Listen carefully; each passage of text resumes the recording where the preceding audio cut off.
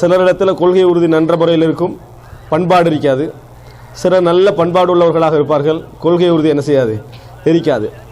ஏன்னா மக்களுடைய நிலையை பொறுத்த வரைக்கும் இந்த இரண்டும் ஒன்றோடொன்று சேராது என்கின்ற ஒரு எண்ணப்பாடு தான் நிறைய இருந்து கொண்டிருக்கிறது. சிலர் வரட்டு அந்த பொடிவாதத்தை கொள்கை உறுதியாக என்ன செய்வார்கள், சிலர் பிரதிபலிப்பார்கள். ஒரு சிலர் இங்கிதமாக நல்ல முறையில் நடந்து கொள்வதை, அந்த மாதிரி நம்ம நடந்து கொள்வது என்பது கொள்கை உறுதியை என்ன செய்யும், அதாவது பாதிக்கும் என்பது போன்று என்ன செய்வார்கள், நினைப்பார்கள். இந்த இரண்டு விதமான சாராரையும் நம்ம இந்த சமுதாயத்தில் என்ன செய்கிறோம், பார்க்கிறோம்.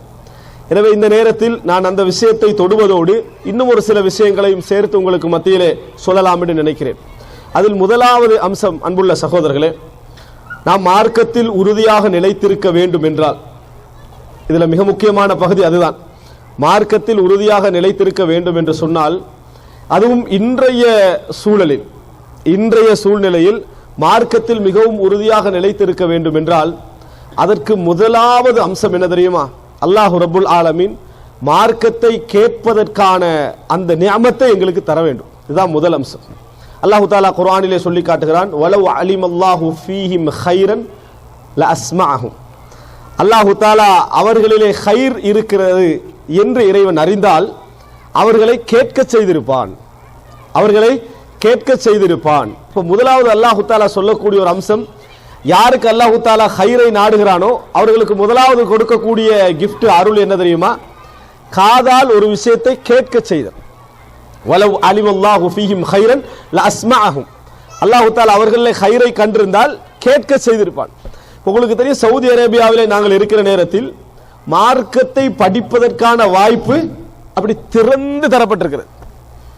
அவர்களுடைய வேலையை பார்த்தாங்கன்னா நிறைய படிக்கலாம், நிறைய என்ன செய்யலாம், படிக்கலாம். மற்றவருடைய வேலைகளை பார்க்கறத விட்டுட்டு தனது வேலைகளை பார்த்தார்கள் என்று சொன்னால் இங்கே நிறைய படிப்பதற்கான சந்தர்ப்பம், வாய்ப்பு, எல்லா சூழலும் இருக்கிறது.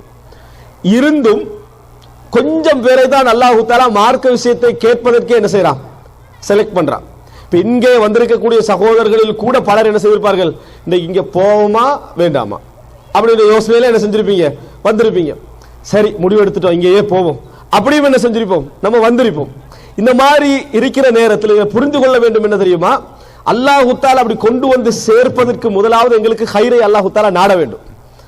இல்லை என்று சொன்னால் நம்ம இன்றைக்கு வேறொரு வேலையை பார்த்திருப்போம். அந்த வேலை உங்களுக்கு பிரயோஜனம் உள்ளதாக இருக்கலாம், மறுமைக்கும் பிரயோஜனம் உள்ளதாக இருக்கலாம், எதுவாக இருக்கலாம். சில வேளை மார்க்கத்துக்கு முரணான ஒரு வேலையாக கூட என்ன செய்யலாம், அது இருக்கலாம். ஆனால் கேட்க செய்வது இருக்கிறதே, உங்களுடைய மார்க்கத்தை கேட்பதற்கான சந்தர்ப்பம் வரையும் தருவது இருக்கிறதே, உலகத்திலேயே மிகப்பெரிய ஒரு நியாமத். உலகத்திலேயே ஒரு மிகப்பெரிய ஒரு நியாமத்தை புரிந்து கொள்ள வேண்டும். சிலரிடத்திலே ஒரு சிந்தனை இருக்கிறது, நம்ம ஏன் இப்படி ஒன்று கூடி கேட்கணும்? இன்றைக்கு வாட்ஸ்அப் இருக்கிறது, ஃபேஸ்புக் இருக்கிறது, ட்விட்டர் இருக்கிறது, எல்லாம் 2 நிமிஷத்துல 3 நிமிஷத்துல கிளிப் வருது அப்படின்னு நினைக்கிறாங்க. அன்புள்ள சகோதரர்களை, ஆழ் மனதிலே பதிய வைத்துக் கொள்ளுங்கள். நேரடி உரை தாக்கம் செலுத்துவதை போன்று வேறெந்த உரையும் தாக்கம் செலுத்தாது. இது ஆழ் மனதிலே நீங்கள் பதிய வைத்துக் கொள்ள வேண்டிய விஷயம். சமூக தளத்திலே நீங்கள் பார்க்கக்கூடிய விளைவுகளை நாம பார்க்கக்கூடிய ஒரு விஷயம். என்ன காரணம் தெரியுமா?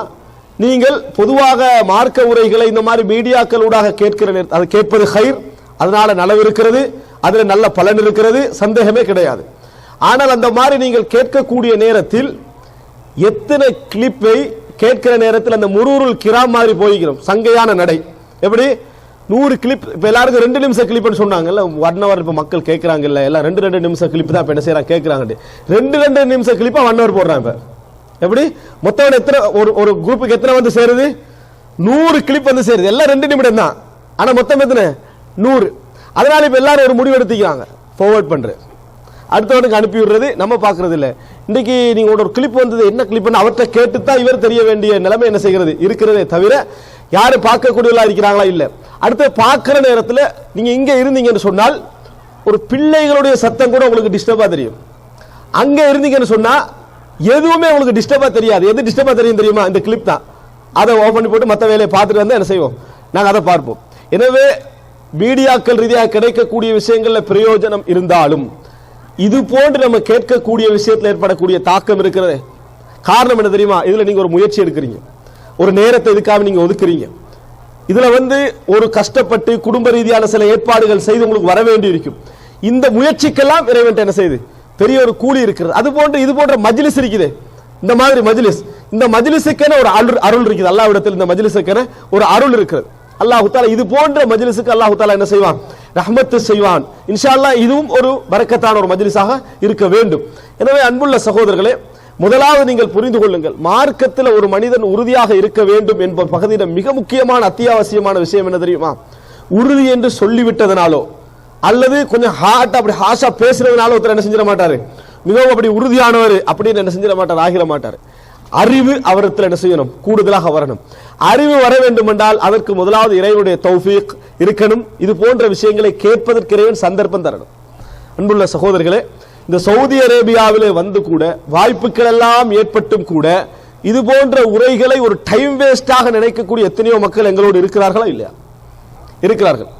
ஏன்னா நியாயமான பழகிற நேரத்தில் என்ன சொல்றீங்க, எல்லா கிளிப்பும் வந்துருது, அதனால பொதுவாக நான் என்ன செய்யறது இல்லை, பயான்களுக்கு போறது இல்லை. இப்போ ஜும்மாவையும் கிளிப் போட்டு விட்டோம்டா, ஜும்மாவுக்கு என்ன வேண்டிய விஷயம் இல்லை, எல்லாம் கிளிப் அங்கே போயிருது தானே என்ற மாதிரியான ஒரு நிலைமை வந்திருப்பதை நம்ம பார்க்கிறோம். இது நல்ல ஒரு முன்னேற்றம் அல்ல, நல்ல ஒரு வரவேற்கத்தக்க செயலும் அல்ல. எனவே முதல் அம்சமாக ஆள் மனதில் நீங்கள் பதிய வைத்துக் கொள்ளுங்கள், அல்லாஹு தஆலா கேட்பதற்கான வாய்ப்பை எங்களுக்கு தருவதற்கிறதே மிகப்பெரிய அருள். அதுதான் ஒரு உறுதியுடைய அத்திவாரம். உறுதியுடைய அத்திவாரம் கேட்க செய்வது. அன்புள்ள சகோதரர், கேட்பதற்கு சந்தர்ப்பம் இல்லை. எந்த அளவுக்கு சொன்னால் குர்ஆனும் சுன்னாவும் வீடு தேடி வந்து சேர்ந்தாலும் கூட கேட்பதற்கு வெறுப்போடு செயல்படக்கூடிய எத்தனையோ பேர் நம்ம என்ன செய்கிறோம், பார்க்கிறோம். கேட்காதவர்கள், இந்த மாதிரி சந்தர்ப்பங்கள் கிடைத்தும் கூட கேட்காதவர்களை என்ன செய்கிறோம், பார்க்கிறோம்.